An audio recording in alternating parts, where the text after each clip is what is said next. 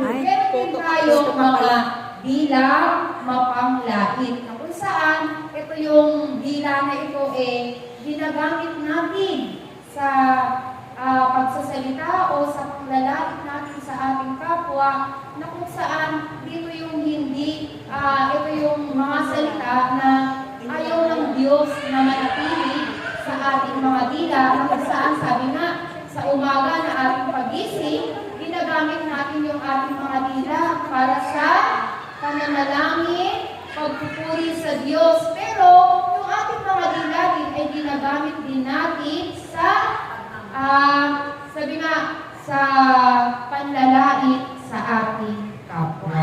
Kaya nga, ang layunin ng Diyos sa ating mga dila ay baguhin. Lalagyan niya na kapangyarihan. Ito yung kapangyarihan na kung saan ito yung tinatawag na power to say. Yan. Kung ano man yung sabihin ng inyong mga dila, ito yung mangyayari. Pag sinabi nyo, gaganda ako, sabihin nyo muna. Wala pa kami kapangyarihan. Kaya nga kayo naririto. Amen ba? Kaya nga kayo naririto. Diba? Parang kami. Umupunin kami dyan. At alam nyo ba, hindi ganun kadali. Hindi porke nandito na kayo, bago nyo meron. Kami, di ba? Matagal pa bago namin nakamit. Parang tawag dito, matagal pa namin. Marami pa kaming attend na prayer meeting. Marami pa kaming attend na mga gawain. Hindi lang sa pag-upo, diyan natatapos. Pero kung loloobin naman ng Diyos na sa araw man na ito at sa panahon ito ay baguhin ng Diyos ang inyong mga pananalita, kalooban ng Diyos yun para sa inyo. Amen. Palakpakan natin ang malakas ang ating Panginoon. Kasi nga, ang pagkakaloob nga daw po niyan ng mga bagay na ito yung pangalawang, sabi nga ang pagkakaloob nga daw kasi ng kapangyarihan sa atin, ito yung ang Espiritu Santo. Na kung saan, sabi nga, ito yung pangalawang kasunduan ng kamatayan ni Jesus. Ibabalik ang lahat ng naiwala ni Eva at Adan. Kaya ano nga ba yung naiwala ni Eva at Adan? Dati kasi, di ba nga, ang Diyos naririnig ni Eva at Adan, nag-uusap sila ng harapan. Di ba? Huwag nyo makainin yan. Di ba? Narinig nila yan. Pero dahil nung si Eva ay sumuway sa kanilang kasunduan kay Amang Yahweh, naiwala nila yung mga regalo na iyon.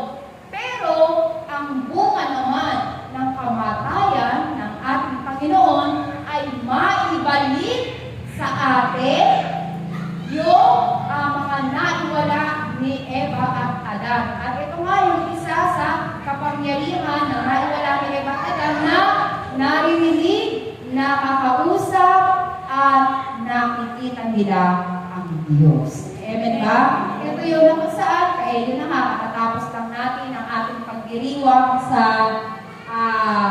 muling pagkamatay at muling pagkabuhay ng ating Panginoon. At syempre, ang pangako ng Diyos sa atin ay ibibigay niya ang Espiritu Santo. At ang Espiritu Santo ang maglalagay ng kapangyarihan sa inyong mga dila.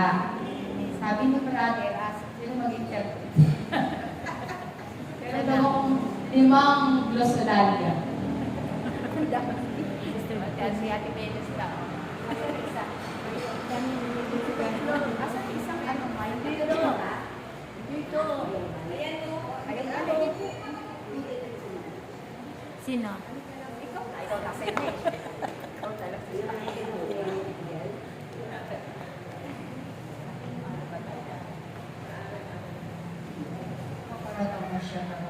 Sapagkat kayong lahat ay pagkakaloban ng Espiritu Santo ng kapangyarihan. Kaya nawa kayong lahat ay Patuloy na hingin ninyo sa Diyos ang mga kapangyarihan, sapagkat pagkakalob ng Diyos ang mga kapangyarihan na iyan sa lahat ng kanyang mga nilalang dito sa mundong ito. Kaya nawa ang bawat isa sa inyo, hingin ninyo sa Diyos, sapagkat ito ang magiging gabay ninyo at patnubay sa inyong mga buhay. Amen. Palakpakan natin na malakas. Ang ating Panginoon. Ibibigay daw sa lahat. Hello. Wai. Okay. Hello. Ibibigay sa atin yung kapangyarihan katulad ng Inyong narinig. Hello. Buksan mo. Buksan mo.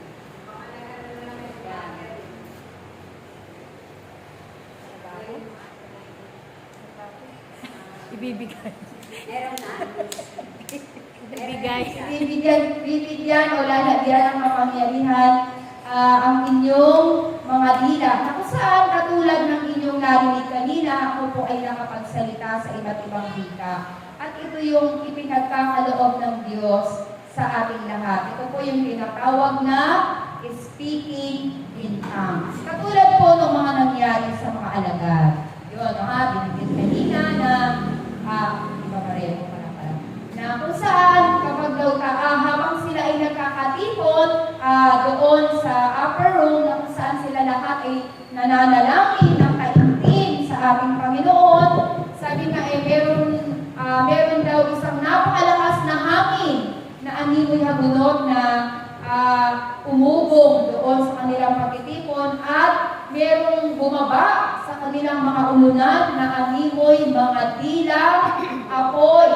At pagkatapos nun, silang lahat ay nakapagsalita sa iba't ibang wika. Sila po ay napuspos nung araw na yon sa kanilang pananalangin. At nung araw na yon, nabago ang kanilang pananalita. Amen ba? Palakpakan natin ang malakas ang ating Panginoon.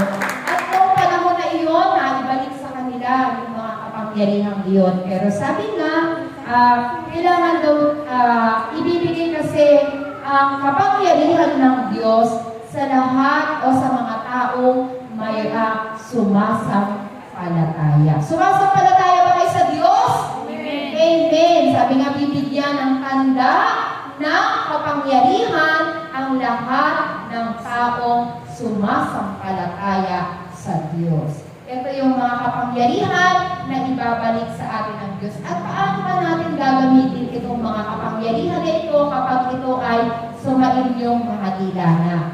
Sabi nga, kapag daw ang ating mga dila ay may kapangyarihan, kaya daw natin gumawa ng himala. Pero kaya nga huwag tayong maniniwala doon sa palabas na walang himala. Diba? Sinasabi ni Nora Honor, walang himala. Sumalangit na kanyang haliluma. Diba?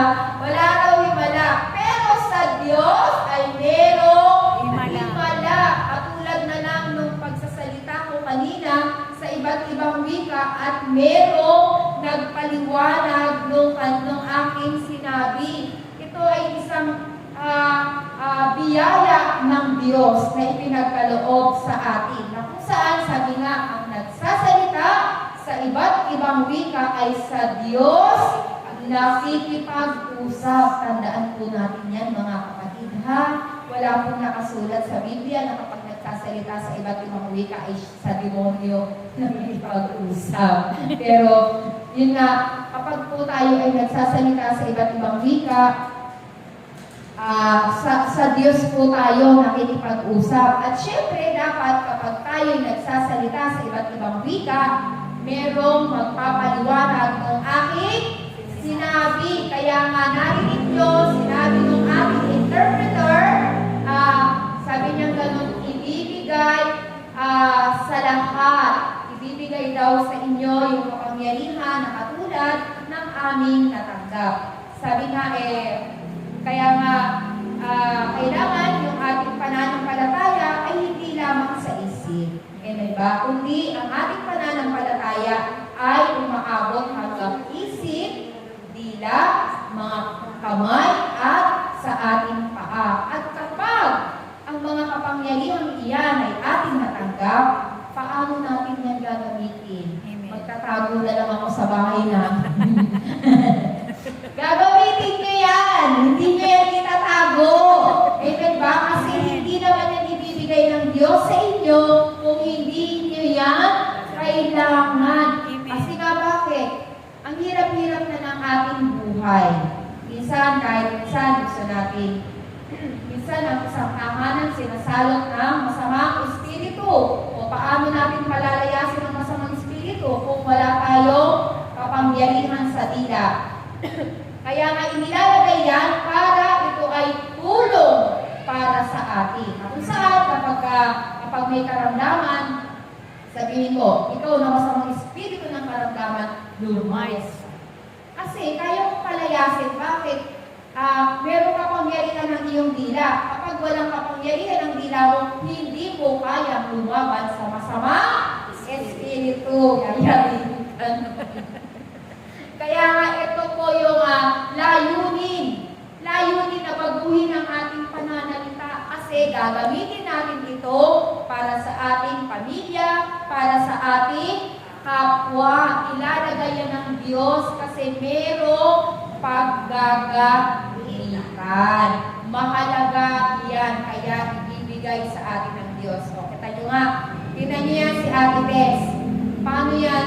Dahil sa yung kanyang pagsunod o yung kanyang pagdalo sa mga gawain. Kasi nga, hindi naman din kaagad-agad yan matatanggap. Marami pang kailangan pagdalo. Si Ate Tess, alam nyo ba, yung binubuhat niya dati, pushcart.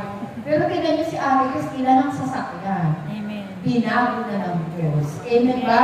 Talagang hindi lang yung dila niyang binago. Kasi kapag ikaw ay may kapangyarihan sa dila, babaguhin din niya. Hindi lang, pati ang iyong pamumuhay. Kasi palalayasin mo, masamang espiritu ng kahirapan, lumayas kaya. Kaya nga si Ate Tess, ilan ang sasakyan niya. O, amen ba, Ate Tess? Dati pushcart lang po dala niya. Kilala niyo po yan, mga taga dito. No touch po ang tinda niya. Pag ginawakan niyo po yung talong niya, yari. Kayo talaga. Pero ngayon, dahil kaya niya nang magpalayas ng salot, ng kahirapan sa kanyang tahanan, pinagkalooban siya ng Diyos na mga sasakyan na hindi naman niya inaasahan. Amen ba? At hindi lang yan, mga kapatid, kaya niyang pagalingin ang ating mga karamdaman kapag tayo may karamdaman ka sa pangalan ni Jesus. Lumayas ka, ikaw ang masamang espiritu ng karamdaman. Kaya nga si Ate Tess dati may toxic goiter yan. On and off ang bibig. Taas, baba, di ba? Kaya nga pinagaling na siya ng Diyos. Kasi nga binagamit niya yung kapangyarihan na taglay niya sa kanyang dila. Kaya sa inyo, kapag yan na bago, ngayon din, kung gusto nyo at gusto hindi ng Diyos na mabago yan, gamitin nyo na agad-agad. Amen ba? Amen. Kasi nga mga kapatid, hindi po ganun kadali na ang ating pong tahanan ay salutin ng masamang espiritu. Tulad nga po, tawag dito, hindi kailangan marami po tayong mga pagdalo sa ating mga gawain. Hindi lang po pagkatapos nito, hindi na po kayo dadalo. Kailangan habang tayo ay may gawain, dadalo po tayo. Katulad po ni Ate Rose, may prayer meeting yan, lumano po kayo doon. Kasi malay nyo, doon po sa gawain na iyon ay ibigay yung pagbabago ng inyong pananalita. Palakpakan po natin ang malakas ang ating Panginoon. Pero syempre, sabi nga, marami po kasing kapangyarihan na ibinibigay ang Diyos. Hindi lang po yan sa dila, kundi meron din sa isip at meron din sa kamay. Ang kapangyarihan po sa dila ay dalawa. Meron pong gift of tongue or speaking in tongue, at meron din naman pong gift of interpretation. Kailangan merong nagpapaliwanag kasi yun yung nakasulat doon sa Biblia na may magsasalita sa iba't ibang wika at meron namang magpapaliwanag ng aking sinabi para maintindihan. At kung makikinig po kayo ng magsasalita sa iba't ibang wika, dapat sa akin, wag po kayo sa akin makikinig. Doon po sa magsasalin, doon po sa interpreter. Kasi pag ako, hindi nyo po talaga maintindihan yun kasi wala pa kayong interpretation. Sino yung maging strong interpreter? Amen! Kailangan siya natin na malakas sa ating Panginoon. At syempre, kapag po tayo ay meron kapangyarihan, kapag po tayo ay patuloy na dumadalo sa mga gawain, tayo po ay patuloy na pagpapalain ng Diyos. Sabi nga kanina ni Brother, tingnan mo si Turing. Dati si Turing. Dati po si Sister Turing ay namumukhaan lang yan. Pero tingnan nyo, natataranta, hindi niya alam sa siya titira. Diba? Yung mga sinabi ni Brother na sa Kakatay naman yan. Diba? Ang dami ng bahay, kaya yung mga pagdalo-dalo na yan sa mga gawain, ayan po ay nagbibigay ng pagpapala sa ating buhay. Kaya nga dapat yung ating pananampalataya ay buhay. Dadalo po tayo ng maraming prayer meeting. Doon po, magpapalakpak po tayo ng maraming palakpak. Maraming palakpak? Okay tayo. Kung nasa bahay lang tayo, wala kayong pinapalakpakan, kundi basketball. Doon na tayo pumapalakpak. Kaya nga mga kapatid, kung gusto natin makamit yung mga regalo na yan, yung mga kapangyarihan, sabi nga kailangan daw po natin tumalikod sa ating mga kasalanan. At magkaroon tayo ng pagbabago. Kaya nga tayo, kaya nga po inaanyayahan tayo na patuloy po tayong dumalo sa mga gawain. Kasi unti-unti, doon din tayo babaguhin ng Diyos. Kaya unti-unti tayong binabago, unti-unti din makakalayo din tayo sa paggawa ng kasalanan. At magkakaroon tayo ng conversion. After ng conversion, magkakaroon tayo ng transformation. Babaguhin tayo ng Diyos araw-araw. Kaya nga sa kanta, binabago ako araw. Yun, diba? Kaya nga wag po na mga sunod. Babaguhin tayo ng Diyos. At kaya nga po mamaya, kayo po ay ipapanalangin.